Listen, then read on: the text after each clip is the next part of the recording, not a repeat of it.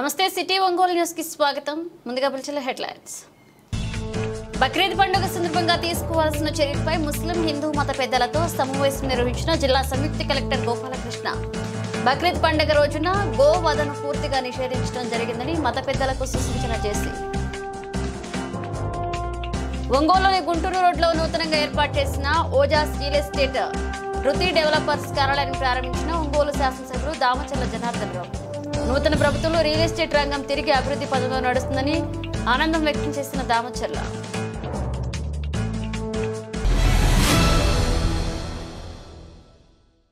Detail చూస్తే బక్రీద్ పండుగ సందర్భంగా తీసుకోవాల్సిన చర్యలు, చేపట్టాల్సిన కార్యక్రమాలపై ముస్లిం హిందూ మత పెద్దలతో జిల్లా సంయుక్త కలెక్టర్ గోపాలకృష్ణ సమావేశాన్ని నిర్వహించారు. స్థానిక ప్రకాశం భవనంలోని సంయుక్త కలెక్టర్ కార్యాలయంలో జరిగిన సమావేశంలో సంయుక్త కలెక్టర్ గోపాలకృష్ణ హిందూ ముస్లిం పెద్దల నుండి వారి యొక్క అభిప్రాయాలు స్వీకరించారు. బక్రీద్ పండుగ రోజున గోవధను పూర్తిగా నిషేధించడం జరిగిందని అన్నారు. నిబంధనలకు విరుద్ధంగా ఎక్కడైనా గోవధ జరిగితే వారిపై కఠిన చర్యలు తీసుకుంటామని సంయుక్త కలెక్టర్ హెచ్చరించారు. ఈ సమావేశంలో జిల్లా అధికారులు పాల్గొన్నారు.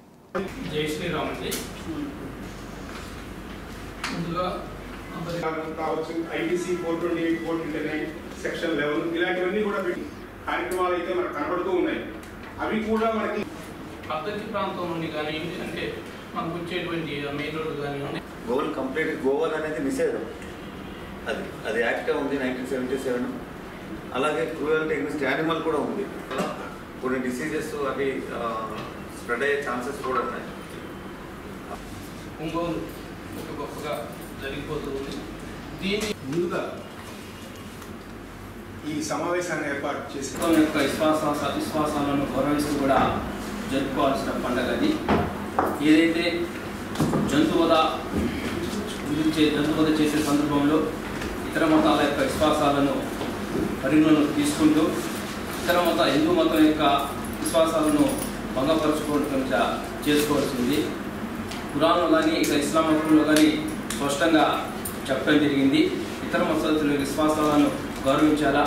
ఒక దేశంలో ఉన్నప్పుడు ఆ దేశం విధించే చట్టపరంగా ఆ దేశం తీసుకొచ్చే చట్టం కానీ ఆ దేశంలో చట్టంలో ఉన్న రూల్స్ కానీ ఆ ప్రభుత్వం విధించే చట్టం యొక్క రూల్స్ని తప్పకుండా ఫాలో అవ్వాల్సిన అవసరం ఉందని ఇస్లాం మతంలో కూడా చెప్పడం జరిగింది. మన దేశంలో ఉన్నటువంటి 140 కోట్ల మంది ప్రజల్లో ముస్లిం సోదరులు కూడా ఈ దేశ ప్రజలే. పూర్తి ఇతరుల తాలూకా మనోభావాన్ని ఎటువంటి భంగం లేకోకుండా వాళ్ళ మనోభావాన్ని ఎటువంటి హాని లేకోకుండా జరగాలనేది అదే మన రాజ్యాంగం తాలూకా భావన, లౌకిక భావన. సో అది ముందు మనం ఎన్ష్యూర్ చేయాలి. అందరు కూడా దానికి ముస్లిం పెద్దలు, హిందూ పెద్దలు అందరు కూడా దాన్ని నొక్కి తెలియచెప్పడం జరిగింది. ముస్లిం మత పెద్దలు, హిందూ మత పెద్దలు మరియు అన్ని డిపార్ట్మెంట్లు, పోలీస్ శాఖ, రెవెన్యూ శాఖ, మున్సిపల్ శాఖ, ఆరోగ్య శాఖ, మన పశుసంవర్ధక శాఖ, అన్ని శాఖల ఆధ్వర్యంలో ఈరోజు ఒక సమన్వయ కమిటీ సమావేశము ఏర్పాటు చేసుకోవడం జరిగినది. సో ఈ సమావేశంలో మరి ఈ బక్రీద్ పర్వదినం ఏ విధంగా జరుపుకోవాలి, తర్వాత అక్కడ ఉన్నటువంటి విషయాల మీద మరి మాట్లాడడం జరిగింది. ఎక్కడ కూడా మనకి గోవధ నిషేధం కనుక గోవధ మీద ఎక్కడ కూడా ఎటువంటి ఇది తీసుకోవడానికి గోవధ చేయడం కానీ తర్వాత జంతువులను హింసించడం కానీ చట్టరీత్యా నేరము. సో దానికి మరి అన్ని విషయాలు మరి ముస్లిం మత పెద్దలకి, హిందూ మత పెద్దలకి తెలియజేయడం జరిగింది. అట్లాగే మరి ఇంటిగ్రేటెడ్గా ఈ 2 రోజులు 18 చెక్ పోస్టులు కూడా ఏర్పాటు చేసి అక్రమ జంతు రవాణా ఏదైనా జరిగితే దాని మీద విజిలెంట్గా ఉండడానికి, అట్లాగే మరి మున్సిపల్ ఏరియాస్లో కొన్ని బ్లాక్ స్పాట్స్ని ఐడెంటిఫై చేయడం జరిగింది. అక్కడ కూడా స్టాఫ్ని 24/7 డిప్లాయ్ చేయడం జరుగుతుంది. ఈ సందర్భంగా ఏమైనా ఫిర్యాదులు ఏమైనా ఇవి వస్తే ఒక సెపరేటు మనము కమాండ్ కంట్రోల్ రూమ్ కూడా ఇక్కడ ఈ రోజు నుంచి పెట్టుకోవడం జరుగుతూ ఉంది. ఈ command control room numbers 7093472086 so I'm repeating 7093472086. అట్లాగే 8096257844, 8096257844. ఈ 2 నెంబర్లు మనము కమాండ్ కంట్రోల్ రూమ్గా పెట్టుకోవడం జరిగింది.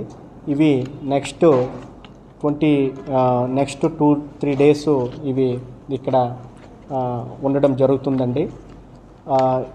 ప్రజల నుంచి కానీ లేదా ఏదైనా సమస్యలు గ్రీవెన్స్ ఉంటే ఈ నెంబర్లకి కాల్ చేయొచ్చు. ఇందులో పోలీస్ శాఖ నుంచి police, municipal, revenue, animal husbandry, health ఈ అన్ని శాఖల నుంచి కూడా సంబంధిత ఆఫీసర్స్ ఇందులో ఉండడం జరుగుతుంది. సో మరి అందరు ముస్లిం సోదరులకు కూడా ముందుగా మరి జిల్లా కలెక్టర్ గారి తరఫున, నా తరఫున, మరి జిల్లా యంత్రాంగం తరఫున మరి శుభాకాంక్షలు తెలియజేస్తున్నాము.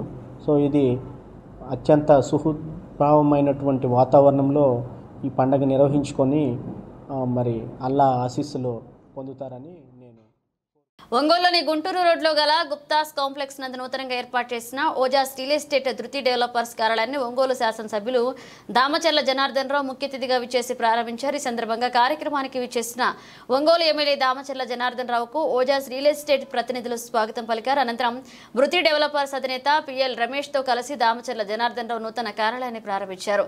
ఈ సందర్భంగా కార్యాలయంలో ఆయన ప్రత్యేక పూజలు నిర్వహించారు. అనంతరం ఏర్పాటు చేసిన కార్యక్రమంలో ఆయన మాట్లాడుతూ గడిచిన 5 సంవత్సరాల్లో రియల్ ఎస్టేట్ రంగం పూర్తిగా తగ్గిపోయిందన్నారు. ఇక ప్రస్తుతం నూతన ప్రభుత్వం ఏర్పడడంతో రియల్ ఎస్టేట్ రంగం తిరిగి అభివృద్ధి పదంలో నడుస్తుందన్నారు. ఇక ప్రజలకు మంచి నమ్మకాన్ని కలిగించేలాగా రియల్ ఎస్టేట్ వ్యాపారం చేయాలన్నారు. నిర్వాహకులు హేమంత్ కిషోర్ మాట్లాడుతూ అన్ని వసతులతో తక్కువ ఖర్చుతో ప్రజలకు నమ్మకైన ఫ్లాట్లను అందిస్తున్నామన్నారు. ఇప్పటికే మెదరమెట్ల వద్ద 100 ఎకరాల్లో విశాలమైన వెంచర్ని వేయడం జరిగిందని తెలియజేశారు. ఉడా అప్రూవల్ లేవడం కలిగిన తమ సంస్థ నందు ప్రజల నమ్మకంతో ఫ్లాట్లను కొనుగోలు చేయవచ్చని తెలియజేశారు. ఇక ప్రజలు నమ్మకాన్ని ఒమ్ము కాకుండా తన వ్యాపారాన్ని కొనసాగిస్తున్నామని తెలియజేశారు. చంద్రబాబు నాయుడు ముఖ్యమంత్రి కావడంతో అన్ని వర్గాల ప్రజలు సంతోషంగా ఉన్నారని ప్రకాశం జిల్లా తెలుగుదేశం పార్టీ అధ్యక్షులు బాలాజీ అన్నారు. ఒంగోలులోని భాగ్యనగర్లో గల తెలుగుదేశం పార్టీ పార్లమెంట్ కార్యాలయంలో ఏర్పాటు చేస్తున్న విలేకరుల సమావేశంలో ఆయన మాట్లాడుతూ ఎన్నికల్లో ఇచ్చిన హామీల ప్రకారం రాష్ట్రంలో ముఖ్యమంత్రి చంద్రబాబు నాయుడు సుపరిపాలన ప్రారంభించారని, రాష్ట్రాన్ని అన్ని విధాల అభివృద్ధి చేయాలంటే చంద్రబాబు నాయుడికే సాధ్యమని ఈ సందర్భంగా కొనియాడారు. ఆంధ్రప్రదేశ్ రాష్ట్రంలో పరిశ్రమ ఏర్పాటుకు మంచి వనరులు ఉన్నాయని తెలిపారు. ఉమ్మడి ప్రకాశం జిల్లాకు 2 కేబినెట్ మంత్రి పదవి ఇచ్చిన ఘనత ముఖ్యమంత్రి చంద్రబాబు నాయుడికి దక్కుతుందని తెలియజేశారు. మెగా డిఎస్సీ పేరుతో 16,347 ఉద్యోగాల కల్పనకు శ్రీకారం జరిగిందని పేర్కొన్నారు. ఈ కార్యక్రమంలో జిల్లా అధికార ప్రతినిధి కాళేశా బేగ్, బీజేపీ జిల్లా అధికార ప్రతినిధి బొద్దులూరి ఆంజనేయులు, బ్రహ్మానందం, గంగరాజు తదితరులు పాల్గొన్నారు. ఒక రాక్షస పరిపాలనని తుదముట్టించి అరాచక దుర్మార్గాలను చర్మగీతం పాడి ఆంధ్రప్రదేశ్ ప్రజలు ఒక చారిత్రాత్మక తీర్పు ఇస్తూ చంద్రబాబు నాయుడు గారిని 164 సీట్లతో తెలుగుదేశం పార్టీ, జనసేన, బీజేపీ కూటమి గెలిపిస్తూ చంద్రబాబు నాయుడు గారిని ముఖ్యమంత్రిగా చేసినటువంటి ఘన చరిత్ర ఆంధ్రప్రదేశ్ ప్రజలది. ఇది ఒక చారిత్రాత్మకమైన తీర్పు. 5 సంవత్సరాలుగా ఆంధ్రప్రదేశ్ ప్రజలు అనేక దుర్మార్గాలకి, దౌర్జన్యాలకి బలైనటువంటి పరిస్థితులు. అయితే చంద్రబాబు నాయుడు గారు ఏదైతే ఎన్నికల హామీల్లో ఇచ్చారో, హామీల్లో ప్రధానంగా ఒక 5 మీద నిన్న సంతకాలు చేశారు. ఇది మరొక చారిత్రాత్మకమైన దినం. ఏ ముఖ్యమంత్రి కూడా గతంలో హామీలు ఇచ్చి వెంటనే 1-2 మీద సంతకాలు పెట్టి ఉండొచ్చు. 5 కార్యక్రమాల మీద, 5 హామీల మీద నిన్న సెక్రటేరియట్లో బాధ్యతలు తీసుకుంటూ సంతకాలు చేసినటువంటి చంద్రబాబు నాయుడు గారు. 1 మెగా డిఎస్సి.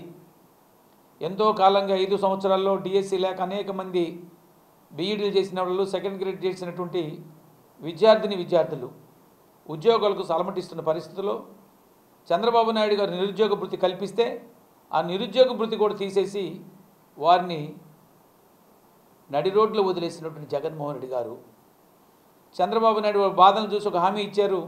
మెగా డిఎస్సి ఇస్తా అన్నారు. మెగా డిఎస్సి మీద నేను సంతకం చేశారు. ఇలా చంద్రబాబు నాయుడు గారు ఇచ్చిన హామీలు 5 ఏదైతే ఉన్నాయో వాటిని ముందుగా సంతకం చేసినట్టు చంద్రబాబు నాయుడు గారికి ఈరోజు ప్రకాశం జిల్లా తెలుగుదేశం పార్టీ వారికి ఒక ఘనంగా అభినందనలు తెలియజేస్తున్నాం. ఎందుకంటే ఈ రాష్ట్ర ప్రజలు ఏం కోరుకున్నారో దాని మేరకు ఉన్నటువంటి చంద్రబాబు నాయుడు గారు. మరి అదేవిధంగా మంత్రివర్గ కూర్పు, చాలా అద్భుతమైనటువంటి మంత్రివర్గాన్ని కొత్త పాతల కలయిక తీసుకుంటూ ఎస్సీ ఎస్టీ బీసీ మైనారిటీలకు 50% కల్పిస్తూ అద్భుతమైన మంత్రివర్గాన్ని కూర్పు చేసినటువంటి చంద్రబాబు నాయుడు గారు సమర్థత గీటురాయిగా, నిజాయితీ గీటురాయిగా అన్ని అంశాలని మేళవింపజేస్తూ ఒక అద్భుతమైన మంత్రివర్గ కూర్పు. ఆ మంత్రివర్గ కూర్పులో కూడా శాఖల కేటాయింపు కూడా బడుగు బలహీన వర్గాలకు సముచిత ప్రాధాన్యత ఇచ్చే విధంగా చంద్రబాబు నాయుడు గారి మంత్రివర్గాన్ని కూర్చడం కూడా జరిగింది. 50% ఎస్సీ ఎస్టీ బీసీ మైనారిటీలకు ఇస్తూనే పదవుల్లో కూడా ప్రధానమైన పదవుల్ని ప్రధానంగా బలహీన వర్గాలకు కేటాయించినట్టు చంద్రబాబు నాయుడు గారు. ఇది బలహీన వర్గాల ప్రభుత్వం. ఏదైతే 83లో ఎన్టీ రామారావు గారు తెలుగుదేశం పార్టీ స్థాపించి బడుగు బలహీన వర్గాలకి రాజకీయ యవనికి మీద అద్భుతమైన అవకాశాలు కల్పించాడో, ప్రాధాన్యత కల్పించాడో, అదే ప్రాధాన్యత నేటికి కూడా ఆయన వారసుడిగా కొనసాగిస్తున్నట్టు చంద్రబాబు నాయుడు గారు. చంద్రబాబు నాయుడు గారికి చేదోడు వాదోడుకుంటూ తండ్రి అడుగుజాడలు నడుస్తూ ఈ రాష్ట్రంలో ప్రజలు పడుతున్న కష్టాలని, బాధల్ని, వ్యధల్ని అర్థం చేసుకుని వారికి నేను రక్షణగా ఉన్నానంటూ 4000 కిలోమీటర్ల పాదయాత్ర చేసి తెలుగుదేశం పార్టీకి అన్ని విధాలుగా తోడుగా ఉండి ప్రతి కార్యకర్తకు నేనున్నంటూ భరోసా కల్పించి తెలుగుదేశం పార్టీని అధికారంలో తీసుకొచ్చినటువంటి లోకేష్ బాబు గారి యొక్క అన్ని విధాల మద్దతుతో ఈరోజు ఈ మంత్రివర్గం కానీ, వారితో పాటు కష్ట సమయంలో కూడా నేనున్నట్టు ముందుకు వచ్చినట్టు పవన్ కళ్యాణ్ గారు, అదేవిధంగా బీజేపీ పార్టీ అందరూ కలిసి అధికారానికి వచ్చారు.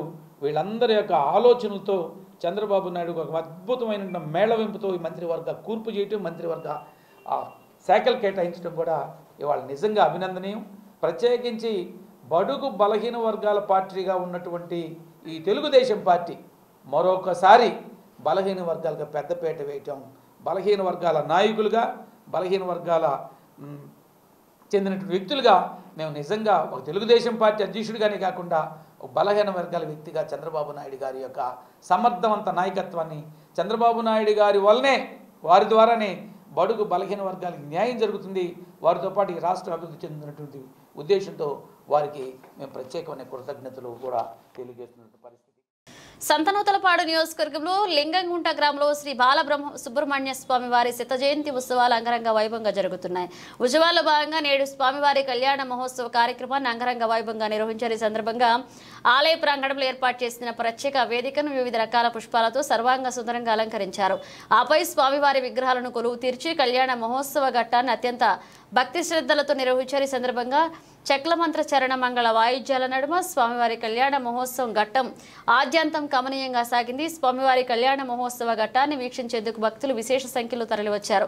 ఈ సందర్భంగా జరిగిన స్వామివారి మాంగళ్యధారణ తలంబ్రాల ఘట్టాన్ని భక్తులు కనురారా వీక్షించారు. అనంతరం స్వామివారి అనుగ్రహం పొందారు. ఈ సందర్భంగా జరిగిన అన్నదాన కార్యక్రమంలో భక్తులు అధిక సంఖ్యలో పాల్గొన్నారు. తెలుసో తెలియక ఇన్నాడు జరిగింది.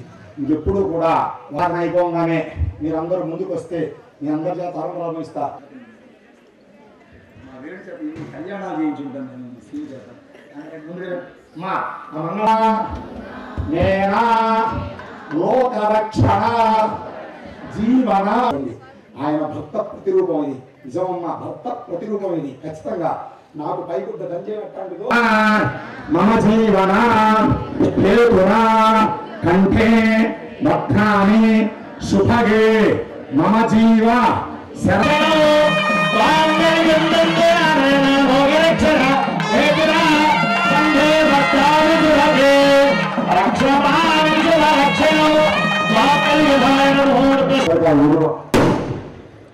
ఇది 100 సంవత్సరాల కొబ్బరికాయ విలువ. ఈ 100 సంవత్సరాల్లో కొబ్బరికాయ ఎవరైనా ఉంటుందా అమ్మా? ఎక్కడన్నా చూసారా ప్రపంచంలో? ఈ కొబ్బరికాయలో ఎంత శక్తి ఉందో తెలుసా? 100 సంవత్సరాల నుంచి కొబ్బరికాయ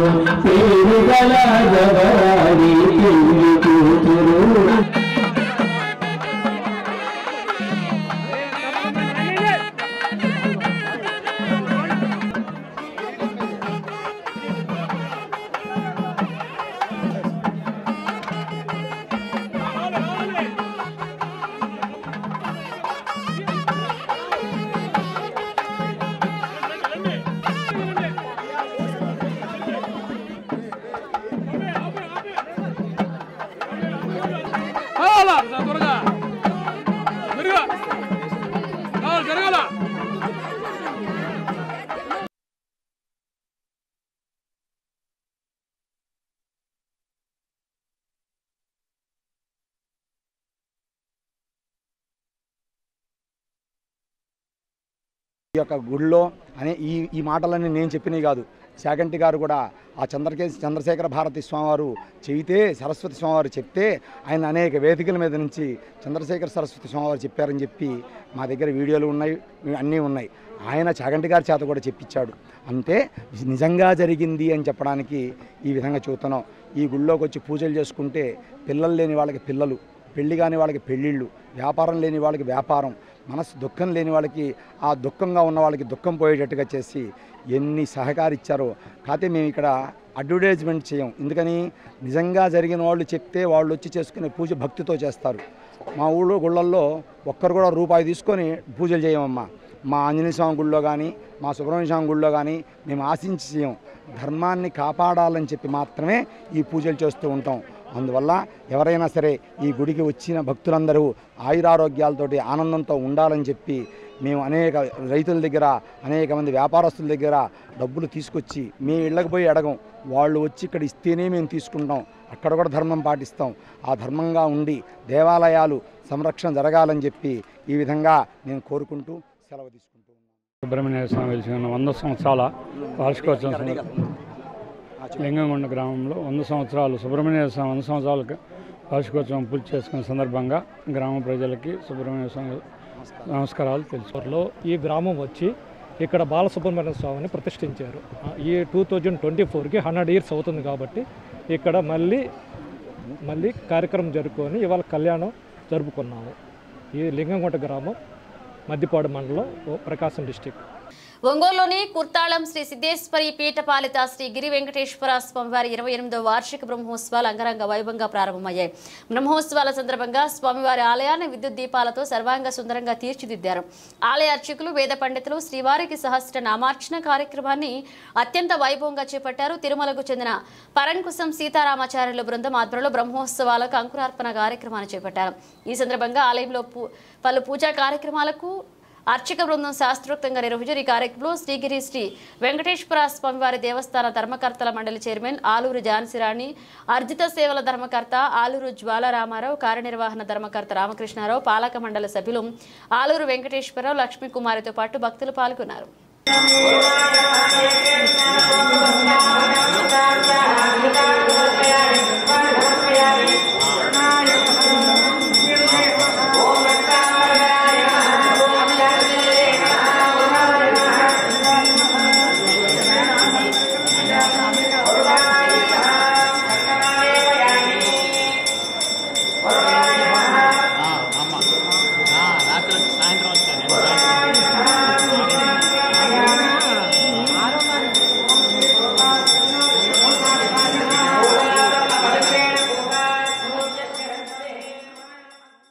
ఇవి బుల్షిలోని విశేషాలు. తిరిగి మరొక బుల్షిలో కలుసుకుందాం. అప్పటి వరకు keep watching city news Ongole.